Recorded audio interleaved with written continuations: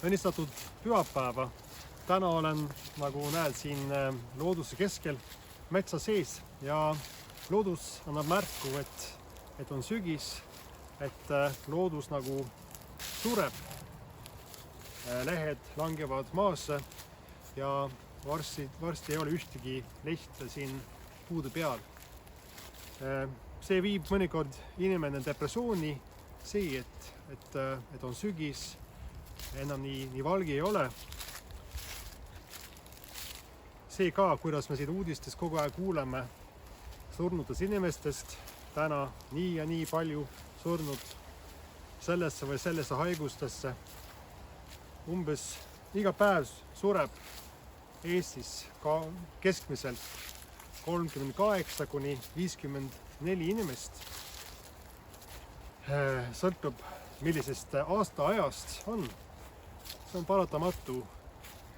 Samas, kas usud ainult sügisesse ja surmasse või suudad näha seda teist poolt ka, sest iga päev ju sünnib inimesi siin Eestimaal.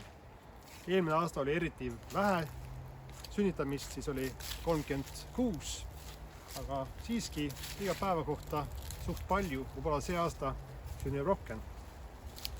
Mina usun kevadesse, ma usun, et see loodus ärkab kevadel uuesti ellu ja samamoodi ma usun meie elu kohta, et kui meie elu sügis on käes, siis ei ole see kõige viimane asi.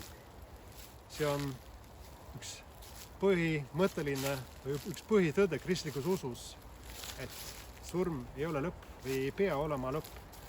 Jeesus Kristus suri meie pattude ja meie surma eest, aga ta võitis üle surma ja üle pattu ja koos temaga saame meiegi elada igavest elu, võita surma, võita pattu, võita sügise üle. Just nagu loodus ärkab uuesti kevadel ellu, siis meie saame koos Jeesuse Kristusega ärgata uute ellu, kui me läheme temaga taevariiki. See lootus annab jõudu elada. See lootus annab suunda, kuidas ja mille jaoks elada. Ja see on ka niimoodi tihti pandud hauakividesse selliseid sümbolid, mis annavad lootust, nagu näiteks päikese tõus. Päike nagu siin siin sügisel, päike läheb looja, aga hommikul tõuseb ta uuesti üles. Ja ma arvan, et sina ka usud, et kui täna päike läheb looja, siis ta järgmine päev, homme tõuseb uuesti üles. See symboliseerib uus elu ja et see päev, kui meie elu on siin lõppenud, siis ei ole see kõik. Üks teine sümbol on, mis tihti leitakse hauakividel, on vähemalt minu kodumaal, aga seda leidub, on liblikas.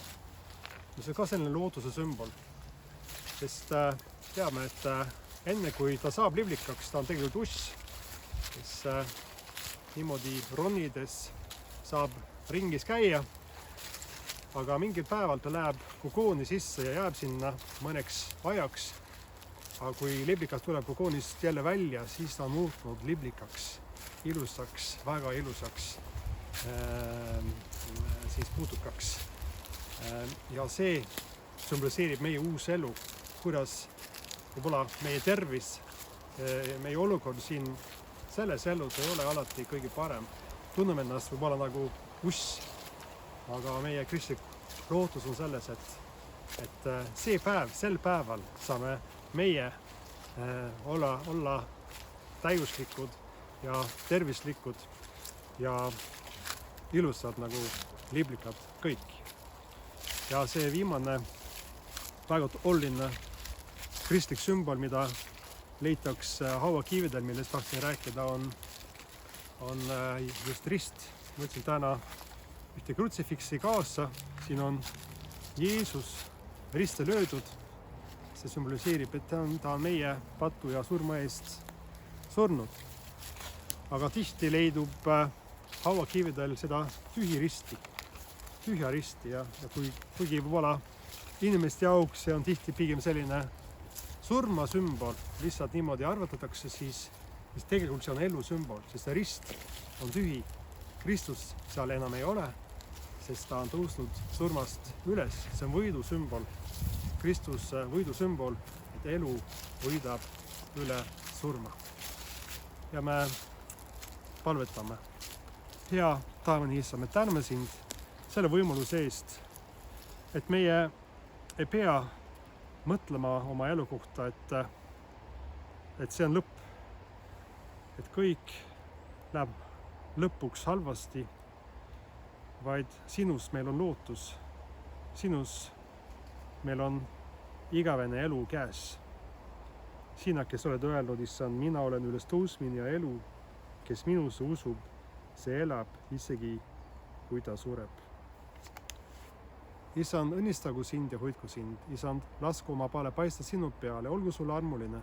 Issand, tõsku oma paale sinu üle ja andku sulle oma rahu Isa ja Poja ja Püha Vaimu nimel. Aamen.